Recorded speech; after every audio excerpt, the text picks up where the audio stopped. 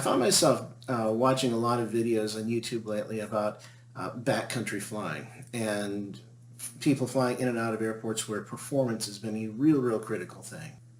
Now I have a Bonanza and I've flown in and out of some shorter runways, but we've always had lots and lots of room to land with, so I've always tended to come in a little bit faster than the book has recommended for final approach speeds. And I thought, well, this would be kind of an interesting day to see how much better performance can I get from my airplane flying slower on approach and final than the kind of 100, 90, 80 downwind based final that a lot of people do with bigger airplanes. Concord Ground, Bonanza 122, Sierra November is at the T-hangars with Oscar, ready for taxi. Bonanza 122, Sierra November, Concord, runway 2. Taxi south on the ramp for now, I'll have something for you. Taxi south on the ramp 2, Sierra November, I got the helicopter inside. Hi there. Alright, so plan for today is we are going to see how this plane handles at slow flight and how we do short landings. And so we'll see how we can do today. You know, most of the time when I go flying, I am going someplace. I'm getting there. That's why I bought a Bonanza.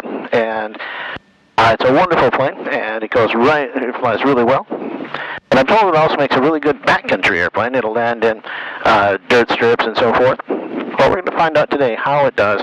We're going to do it here at Concord for some practice.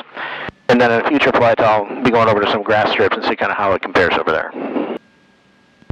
Concord Tower, Bonanza 122, Sierra November is ready to go, runway 2 at Alpha. Bank to make a straight out, please. You had 2 call me there. Bonanza 122, Sierra November, runway 2, you're clear for takeoff, straight ahead departure.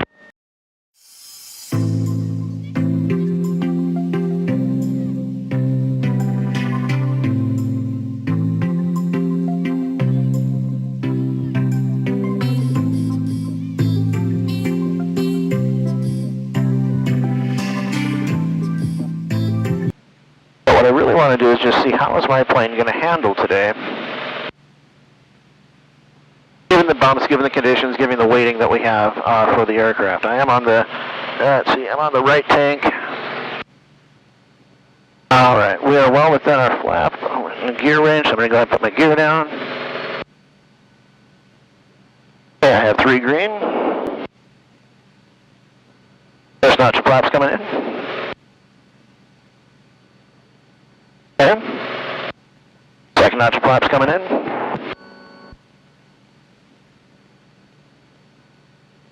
And I'm coming about 9 degrees up and on the trim wheel.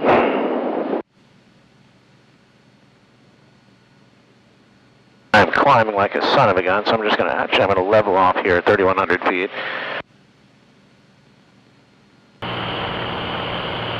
Alright, power's coming to idle. So I'm going to pitch up, I'm going to hold my horizon.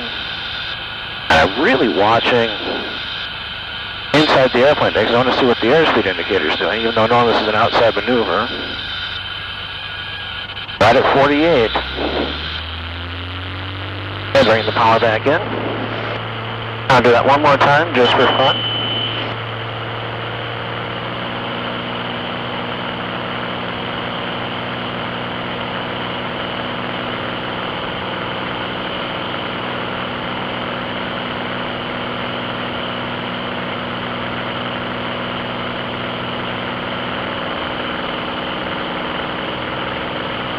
Alright, we're going to try that one more time. I am stable.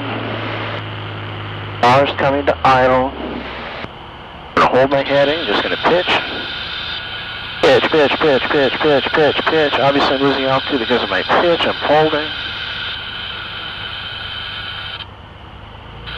And same thing, we're at about 50. Power comes back in. Flaps to approach.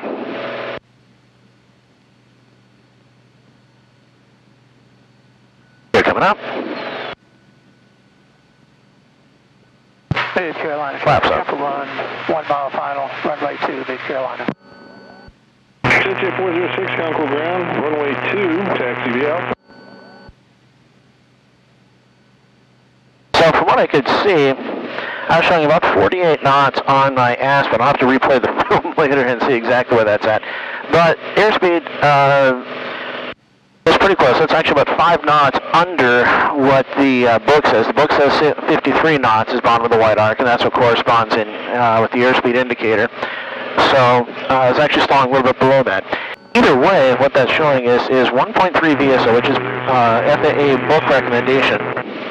That should be about 66, 67 knots is final speed. Now, I have never, ever flown the Bonanza that slow on a short final. I usually come over the fence around 100 on downwind, 90 on base, 80 on final, and about 70, 75 over the fence. This is saying that I'm quite a bit above that, so we're going to go ahead and see today. We're going to check that out. So I'm going to go ahead and go back to Concord and do a couple of touch and goes over there and see how this corresponds to how the plane's going to handle at these different speeds.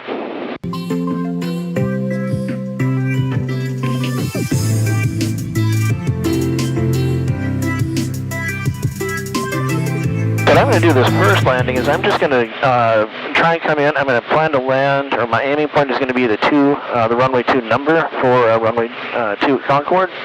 And we'll see where I touch down at. And I'm going to do my normal 80 knots on final since I'm coming in on base entry, because that's what the tower gave me here.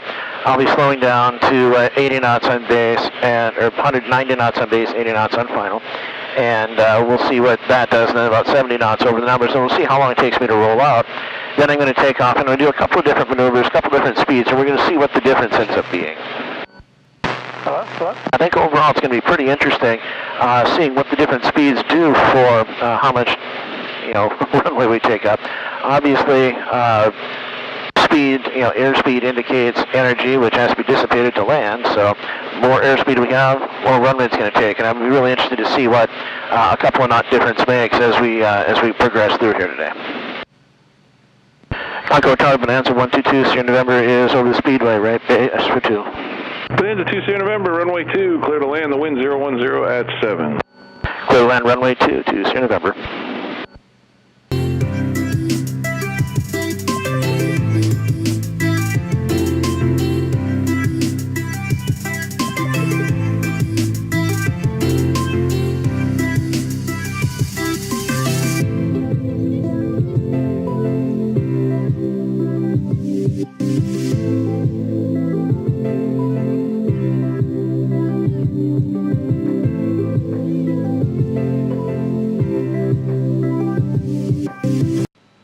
I'm red over white right now, which means I'm on a glide path for the touchdown squares. I'm going to be going red because I'm aiming for the 2 number, not the 1,000-foot touchdown marks. I'm still holding 70, about 78 knots. That's pretty typical for how I come in. Blowing a little bit of power because I did end up coming under the power curve a little bit there. I don't like dragging it in, but that's kind of where I'm at right now.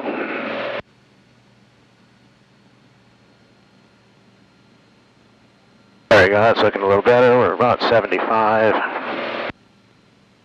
80.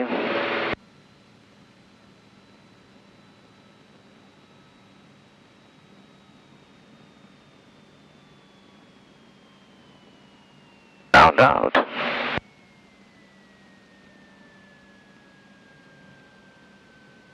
Cessna 706 Delta Alpha, Concord, runway 2, taxi V Alpha.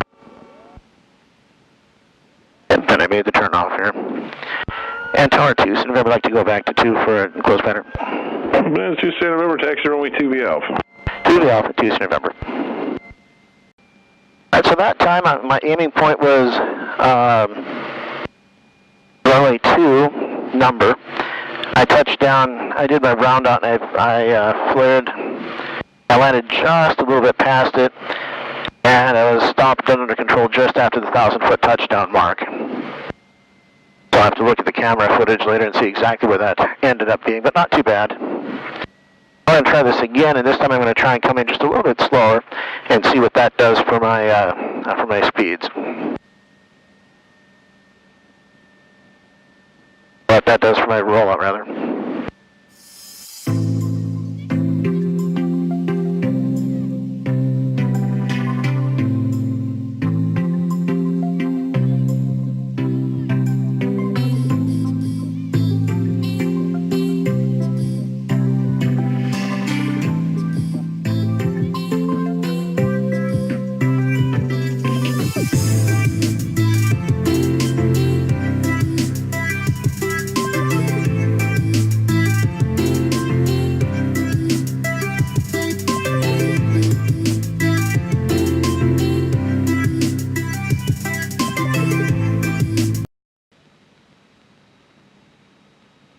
at 85.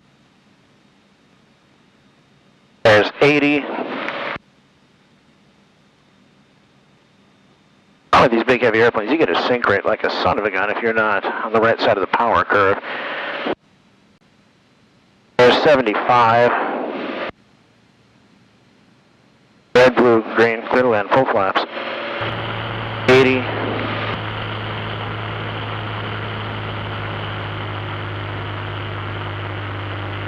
$75.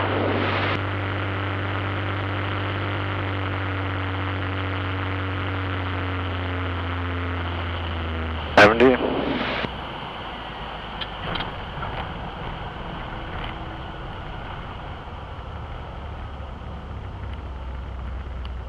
A lot less brake, and I am down this slope before 1,000-foot touchdown marks. Bend 2 November, taxi back to runway 2V Alpha. 2V Alpha, 2 November. Cessna 6 Delta Alpha, northeast departures approved, runway 2, clear for takeoff. Clear for takeoff, runway 2706 Delta Alpha, thanks. Now, the interesting thing is that time I am 12 up on the trim. I think I was 9 up on the trim when I came in at 80 knots. Alright, so I think that was a pretty successful demonstration of the difference between my normal 80 knot final 75-ish over the numbers and 70 on short final, way shorter landing roll. I'll have to do the map on Google Earth and see exactly what I come back to for distance, but that was a significant difference, a significantly shorter landing roll, and most definitely both times I was under 1,000 feet.